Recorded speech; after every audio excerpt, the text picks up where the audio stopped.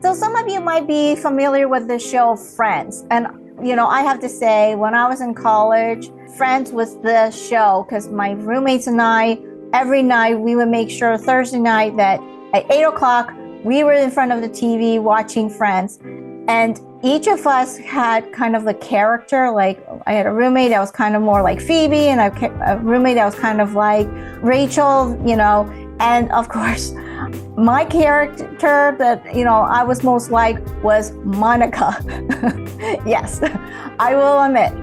Anyway, the reason I bring this up is because at one point, Rachel and Ross, right? They were dating and everything, and they used the term take a break. What Ross thought of taking a break was different from what Rachel thought, right? Even though the definition of taking a break might mean like take some space away from each other or what have you. And it could be permanent or it could be temporary.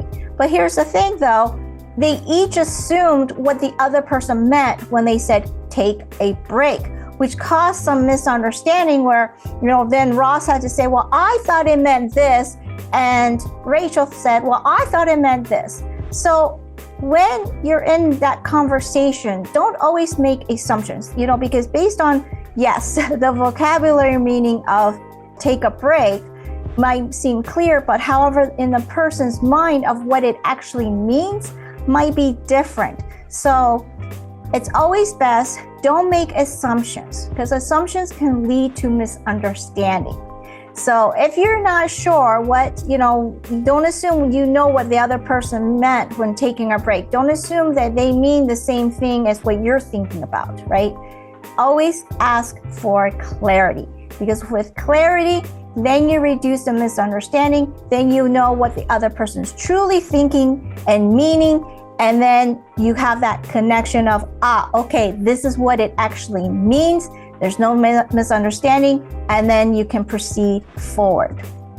So even with Friends, the TV show, we can learn about the way to communicate.